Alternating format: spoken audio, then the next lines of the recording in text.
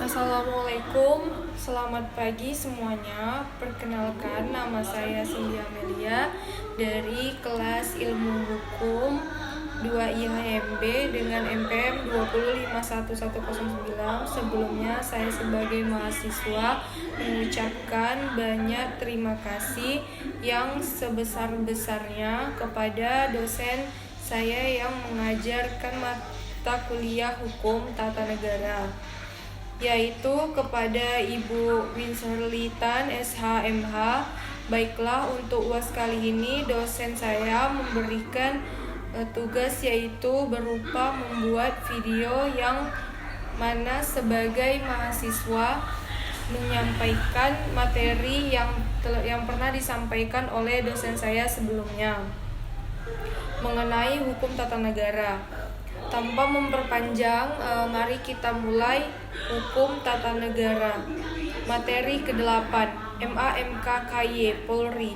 Perkembangan pengadilan Joko Seton. Ada beberapa perkembangan pengadilan Joko Sentono, yaitu yang pertama Respark Nar Ogesrev hukum pengadilan didasarkan atas ketertiban hukum yang tidak tertulis.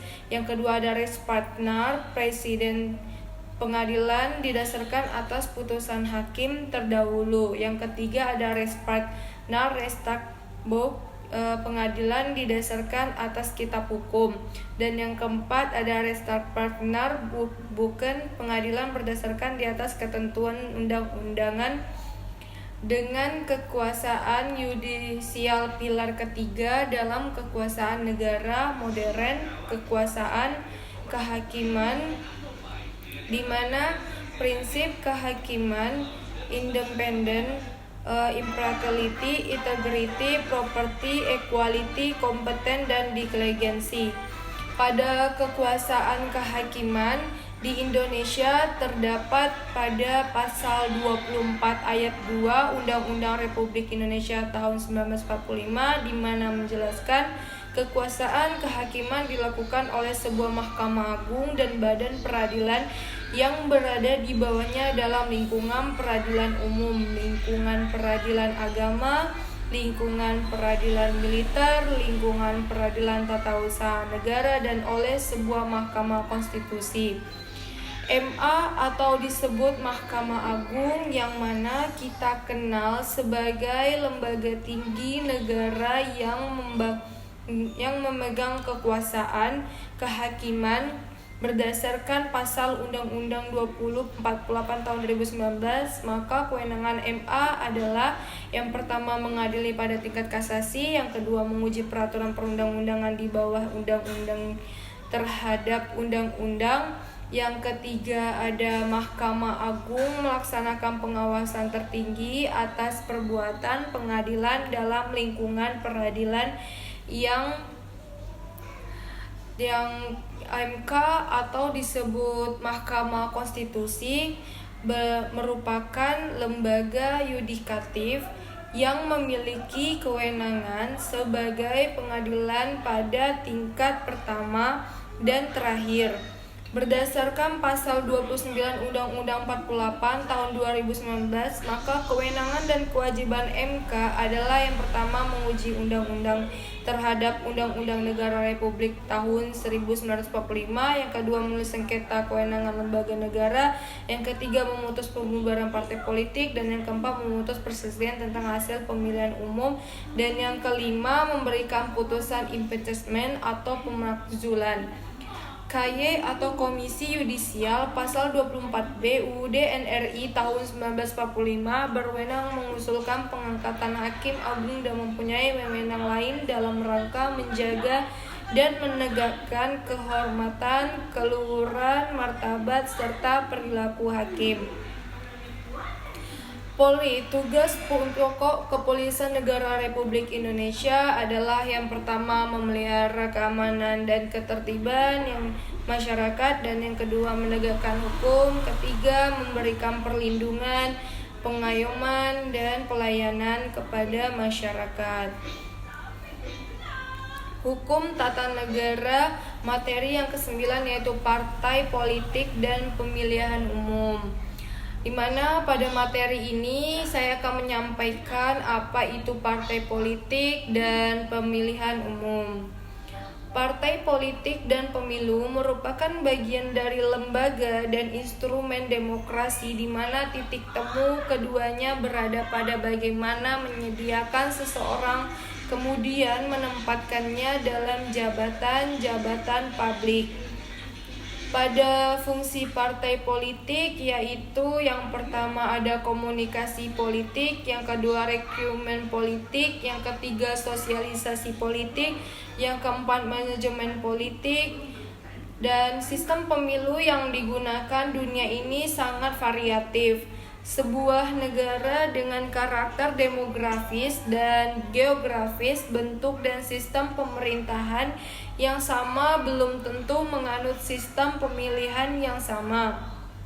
Ada beberapa sistem yang dipakai saat pemilu. Selanjutnya, adapun sistem yang ditujukan demi mendekatkan hubungan antara calon legislatif dengan pemilihan yang disebut dengan first past the point. Sistem ini disebut sistem pemilu distrik, yang mana wilayah distrik kira-kira sama dengan satu kota.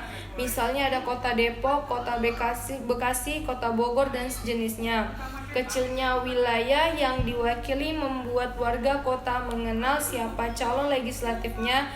Jika sang calon legislatif menang pemilu, maka warga kota mudah melihat kinerjanya. Pada sisi positifnya, pada sistem ini dapat mengkonsolidasi jumlah partai, cenderung menghasilkan pemerintahan kuat dari satu partai, mendorong oposisi, dapat hadirnya kandidat independen. Cukup sederhana serta mudah dimengerti, dan pada sisi negatifnya banyak suara terbuang menghalangi perkembangan multipartai yang plural dan mendorong tumbuhnya partai etnis atau kesukuan. Selanjutnya, alternative vote. Alternative vote atau yang disingkat AF sama dengan first past the post FTPP. Bedanya dalam AF, pemilih melakukan ranking terhadap calon-calon yang ada di suara atau balot. Two-round system. Proses pemilu tahap 2 akan diadakan jika pemilu tahap 1 tidak ada yang memperoleh suara mayoritas yang ditentukan sebelumnya 50% plus 1. TRS menggunakan sistem yang sama dengan FTP, 1 distrik 1 wakil, atau seperti BV atau PBF, 1 distrik banyak wakil. Yaitu adapun block vote, penerapan pluralitas suara dalam distrik dengan lebih dari 1 wakil pemilih punya banyak suara sebanding dengan kursi yang harus dipenuhi di distriknya. Juga mereka bebas memilih calon terlepas dari afiliasi partai politiknya. Mereka boleh menggunakan banyak pilihan atau sedikit pilihan sesuai kemauan pemilih sendiri.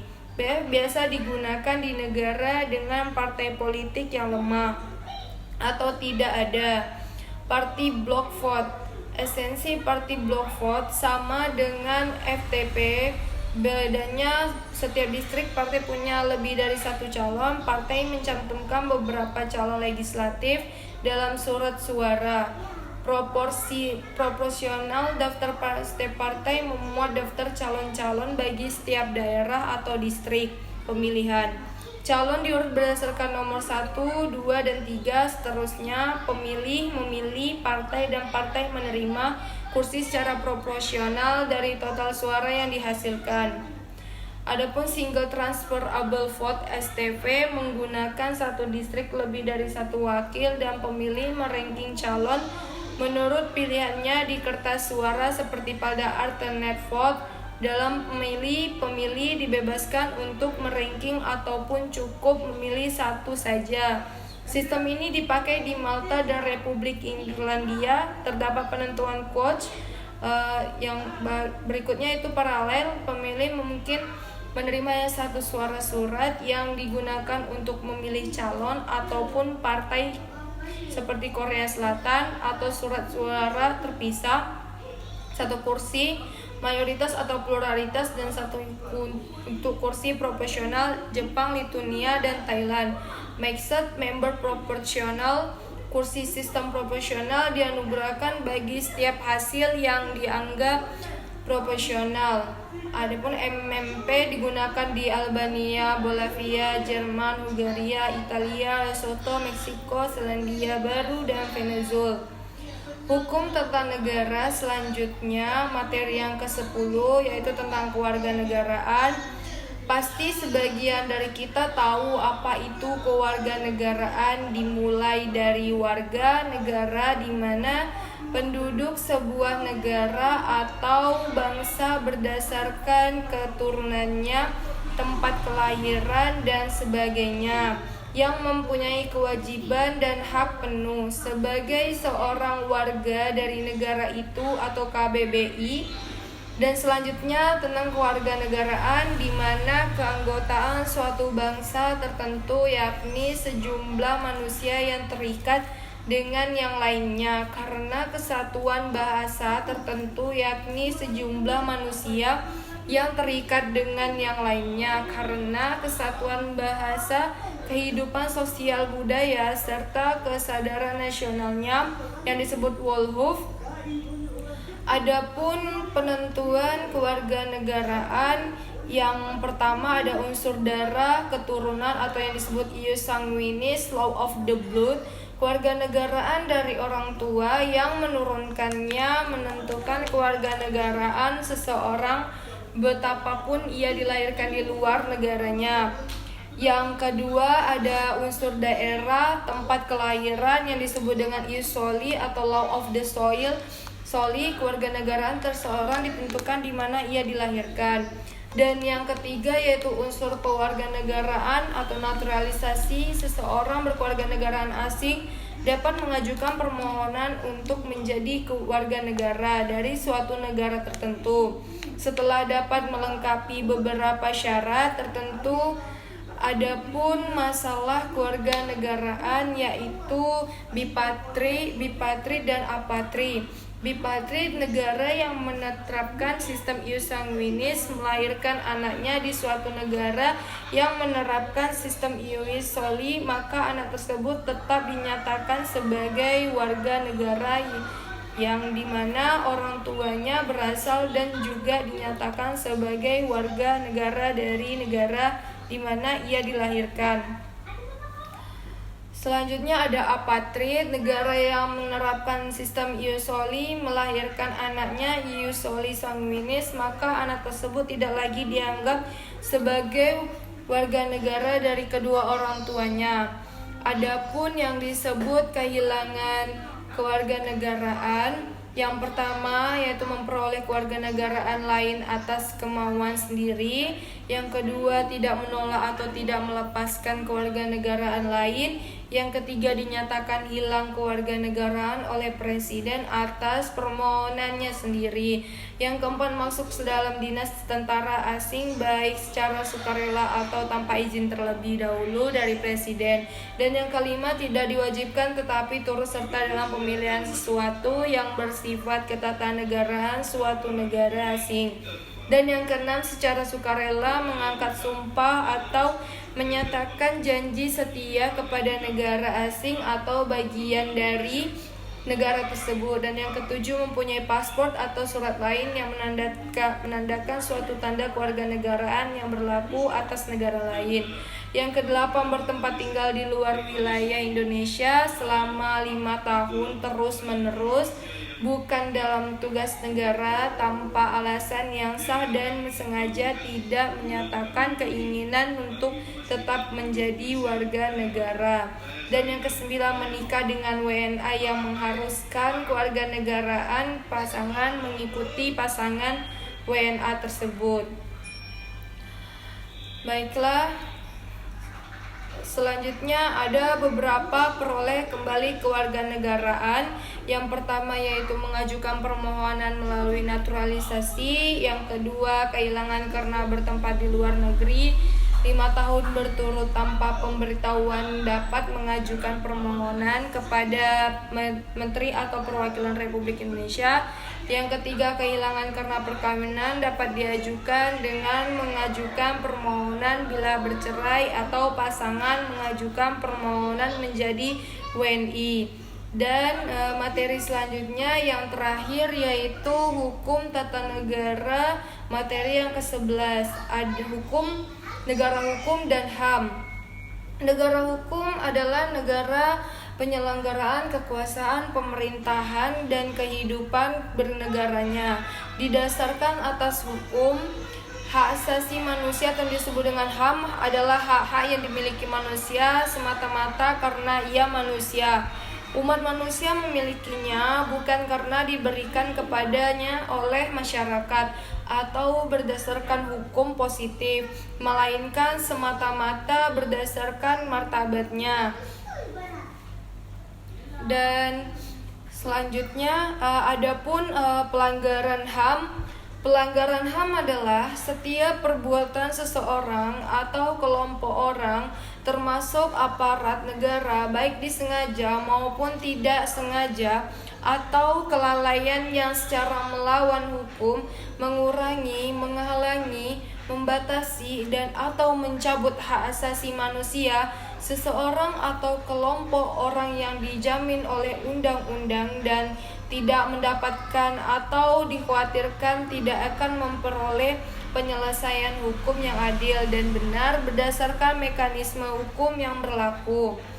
Genosida, setiap perbuatan yang dilakukan dengan maksud untuk menghancurkan atau memusnahkan seluruh atau sebagian kelompok bangsa, ras, kelompok etnis, kelompok agama dengan cara yang pertama itu membunuh anggota kelompok, yang kedua mengakibatkan penderitaan fisik atau mental yang berat terhadap anggota-anggota kelompok, yang ketiga menciptakan kondisi kehidupan kelompok yang akan mengakibatkan kemusnahan secara fisik baik seluruh atau sebagiannya. Dan yang terakhir memaksakan tindakan yang bertujuan mencegah kelahiran di dalam kelompok atau memindahkan secara paksa anak-anak dari kelompok tertentu ke kelompok lain. Kejahatan perang, suatu tindakan pelanggaran dalam cakupan hukum internasional terhadap hukum perang oleh satu atau beberapa orang baik militer maupun sipil. Pelaku kejahatan perang ini disebut penjahat perang. Setiap pelanggaran hukum perang pada konflik antar bangsa merupakan kejahatan perang. Pelanggaran yang terjadi pada konflik internal suatu negara belum tentu bisa dianggap kejahatan perang. Kejahatan agresi, jenis kejahatan yang belum didefinisikan dalam Status Roma 1998, pengabaian etika dan aturan perang paling ekstrim. Komnas HAM adalah lembaga mandiri yang kedudukan setingkat dengan lembaga negara lainnya yang berfungsi melaksanakan pengkajian, penelitian, penyuluhan, pemantauan, dan mediasi hak asasi manusia. Hal ini disebut di pasal 1 Undang-Undang Nomor 39 Tahun 99 tentang hak asasi manusia, memiliki alat kelengkapan sidang paripurna dan subkomisi. Mungkin ini saja yang dapat saya sampaikan.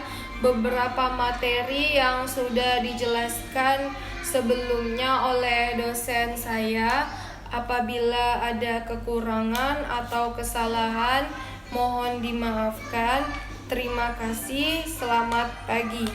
Assalamualaikum warahmatullahi wabarakatuh.